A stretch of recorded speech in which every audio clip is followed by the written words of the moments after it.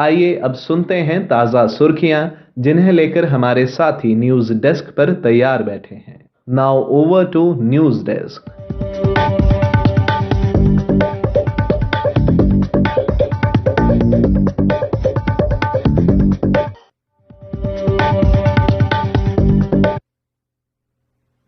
धन्यवाद ऋषभ। आज प्रकाशित मुख्य समाचार इस प्रकार हैं। वाइब्रेंट गुजरात ग्लोबल समिट में प्रधानमंत्री श्री नरेंद्र मोदी ने निवेशकों के समक्ष पेश की मजबूत भारत की तस्वीर। कहा, तेजी से बदलती हुई विश्व व्यवस्था में विश्वमित्र की भूमिका में आगे बढ़ रहा भारत। दुनिया की हर प्रमुख रेटिंग एजेंसी का अनुमान, दुनिया की तीसरी शीर्ष इकोनॉमी हो जाएगा भारत। वहीं वित्त मंत्री निर्मला सीतारमण ने कहा कि भारत वर्ष 2028 तक $5 ट्रिलियन की इकोनॉमी बन जाएगा। वाइब्रेंट गुजरात समिट के 10वें संस्करण के एक सत्र को संबोधित करते हुए वित्त मंत्री ने यह भी कहा कि वर्ष 2047 तक भारत दुनिया में $30 ट्रिलियन की इकोनॉमी बन जाएगा। ईडी ने बुधवार को जम्मू कश्मीर के पूर्व मुख्यमंत्री और नेशनल कॉन्फ्रेंस के अध्यक्ष डॉक्टर फारूक अब्दुल्ला को नोटिस जारी कर 11 जनवरी यानी कि आज पूछताछ के लिए बुलाया है।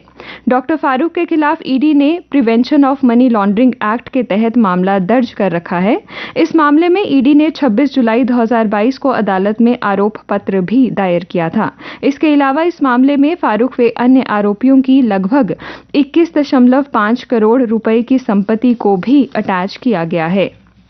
10वीं और 12वीं कक्षा के विद्यार्थियों के भविष्य की दुहाई देते हुए निजी स्कूलों के मालिकों और अध्यापकों ने बुधवार को जम्मू में प्रदर्शन किया। विद्यार्थियों की सरकारी स्कूल में परीक्षा कराने का विरोध। स्कूल मालिकों और अध्यापकों ने बोर्ड के खिलाफ की नारेबाजी। उपराज्यपाल मनोज सिन्हा ने मिश्रीवाला में सरकारी योजनाओं के लाभार्थियों को स्वीकृति पत्र सौंपे। नशा मुक्त समाज के लिए जनता से सहयोग मांगा। स्वच्छ पंचायतें व 100% साक्षरता दर हासिल करना हमारा लक्ष्य। कहा, यहां सिर्फ राष्ट्रवाद की बात होगी, शांति और विकास ही हमारा लक्ष्य। इग्नू में पहले वर्ष के बाद नियमित वीवी में पढ़ाई कर सकेंगे यूजी छात्र। शैक्षणिक सत्र जनवरी से 4 वर्षीय स्नातक डिग्री की शुरुआत। विद्यार्थियों को मल्टीपल एंट्री और एग्जिट का भी मौका। स्नातक के छात्र पहली बार मेजर डिग्री प्रोग्राम के साथ माइनर डिग्री की पढ़ाई भी कर सकेंगे। अन्य समाचार, पंचायतों की गतिविधियों की जिम्मेदारी ब्लॉक विकास अधिकारी बतौर प्रशासक संभालेंगे। इसी साल बाजार में आएगी मारुति की इलेक्ट्रॉनिक कार। मचेल माता मंदिर के कपाट मकर संक्रांति से बैसाखी तक होंगे बंद।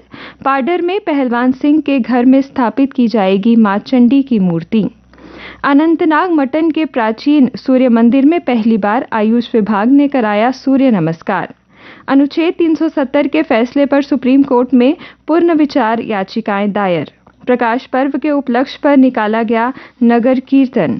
खेल समाचार, हरियाणा की नैन्सी ने एशियाई शूटिंग में जीता स्वर्ण पदक। विश्व नंबर 1 चीनी पहलवान को हराकर अमन सहरावत ने हासिल किया स्वर्ण। निगाहें रोहित पर, विराट पहले टी20 मैच से बाहर। राशिद के बिना उतरेगा अफगानिस्तान। 3 मैचों की सीरीज का पहला मुकाबला आज। 14 माह बाद टी20 खेलेंगे भारतीय कप्तान। 14 जनवरी से शुरू होगा साल का पहला ग्रैंड स्लैम टूर्नामेंट। नोवाक जोकोविच को ऑस्ट्रेलियाई ओपन में शीर्ष वरीयता। मौसम का हाल, जम्मू दिन में श्रीनगर से भी ठंडा। श्रीनगर में बारिश बर्फबारी का इंतजार, निराश लौट रहे सैलानी। श्रीनगर में अधिकतम पारा 12.9 डिग्री और जम्मू में 9 डिग्री सेल्सियस। 20 जनवरी तक शुष्क सर्दी से राहत नहीं। जम्मू में अगले 3 दिन कोहरा रहेगा। बारिश न होने से गेहूं की फसल पर असर।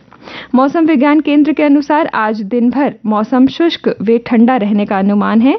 कल दिन का अधिकतम तापमान 8 डिग्री सेल्सियस तथा न्यूनतम तापमान 4.8 डिग्री सेल्सियस रिकॉर्ड किया गया। आज सूर्यास्त शाम 5:45 पर व कल सूर्योदय सुबह 7:34 पर होगा।